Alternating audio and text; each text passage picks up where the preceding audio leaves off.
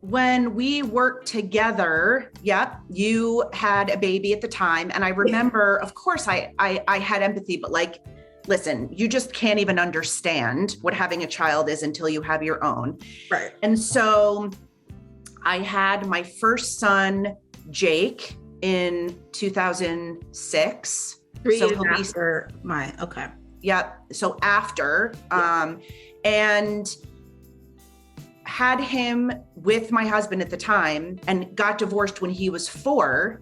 And my other son, Justin, who was born, was 6 months. Wow. So I had to make a really difficult decision. First of all, I'm living in New Jersey. I'm commuting into Manhattan. It's a 2.5 hour commute each way, walking, getting on the bus, getting on the subway, getting to the office. You know, I've already been up for 4 hours, right? Taking care of the kids, dropping them off at daycare, and then having to show up as like this strong teammate and employee, right? Like nothing else is going on in my life. Don't worry, I've got this. I got this. When I'm freaking out that I'm leaving my, year-old or whatever at the time at daycare. I mean, that's, crushed my soul to be like 2.5 hours away, but you just have to do what you need to do. And listen, I mean, there's the career perspective of, I loved what I was doing. I've been in HR since I graduated school, which is also just very interesting because a lot of people either get into HR and leave or go do something else. And then they decide they wanted to go into HR and then their career pivots. This has just sort of been my journey from the get-go. And I knew exactly what I wanted to do. I wanted to always be in HR, but I wanted to work for small companies so I could see that growth. And then I went to different industries and larger companies so I could see that growth, knowing that in 20 years, I would see the whole spectrum of how to support a business from a talent leadership perspective, which has set me up from where I am today. But with my kids, it was also very, very important because I come from 2 divorced parents. My father passed away when I was 13. My mom was a teacher. She had like 4 jobs. We were latchkey kids. That basically means we sort of like raised and fed ourselves, right? Because my mom was working all the time. Yeah. And so she probably instilled my work ethic and independence, which at times wasn't so great, right? Because now, still to this day, 48 years old, I don't know how to ask for help. I'm remarried now. I still can't ask for help. Nope. So I have this independence, and my kids were always the priority.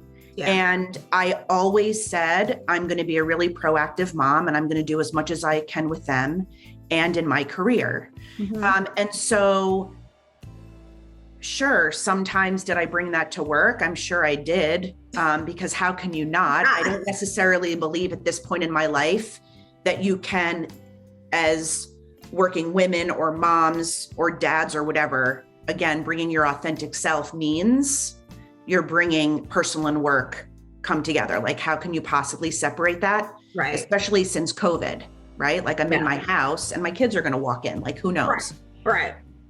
And so honestly, Charisse, I look back and I don't know how I got through all of that, commuting and being a single mom for 9 years. And my kids are great. I mean, I'm sure I've screwed them up in some way. I don't think You'll find out right around the 20-something mark, because that's perfect. I'm going through that now where I'm learning, my daughter's mad at me for something, but it's so interesting that you said you don't know how you got through it. And just you even walking me through this train commute, I don't think anyone really understands, because I was that single mom showing up to work to you. And it was the same thing. I have to get up extra early, get the baby dressed, take the baby, drop the baby off to the babysitter, then get on the train, then get to work. Then I got to leave at, time. As much as I want to, work late or stay late, I can't. There's a cutoff. I got to get back on the train. Yeah. And it's not like we get off the train and we're right in the office. There's always a walk. I used to walk like 3 long blocks in the morning to get to the train station in the winters in the freezing cold. Had to sit on that train ride for at least an hour and 15 to 20 minutes. So when you say 2.5 each way commute, that pretty much was the life of just even working in the city. And I was coming from Brooklyn. So I get it. And I definitely feel like I'm stronger now because of that life that I once, the kids, my baby's 19. So right. I no longer. And I remember my mom kept saying, she kept going, it's going to get easier. It's going to get easier. And I'm like, I don't know if I'm going to make it though. I don't know if I'm really going to make it, because then it was me for everything. It was doctor visits, emergency room, unplanned lip teeth being, bust out. It's all those things that come with it. And the one thing that I used to always have on my mind, instead of putting my kids first, I would think about the job. Yep. I'll be worried about, oh no, what am I not going to get done there for them? Right. But where that's coming from, in my opinion, is, and for me, work, I've always lived to work, not worked to live, to just pay my bills. I've always cared so much about the job that I was doing. Wow. Right. And so to balance that with kids was just super challenging. Also, what I think what you're saying, at least for me, is this is how I was paying my bills. This is how I had a roof over my kid's head. This is why I could go to the grocery store and buy food. Right. Sometimes with $1 in my account, and I'm like, I guess I have to charge it because I have no idea how I'm buying food this week, right?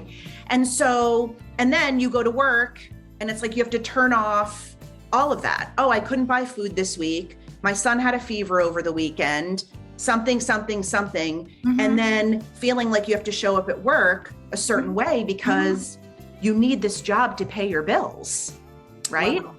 So while I enjoyed what I was doing, especially when we worked together for sure, and up until now, I mean, my kids are 15 and 12, and it's still always something and a challenge, right?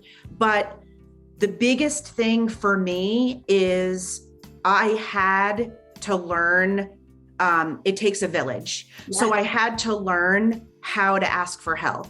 I had to learn to just tell my ex, you have to take the kids to the dentist. I know you're going to be late for work, but I just can't do it again. Right. Or, and then he'd be like, okay. Right. And then I realized, well, every time I asked, even though I want him to just do it. Right? Not going to happen. Every time I asked, he stepped in. Great. Right. But I always felt like the responsibility, was on me.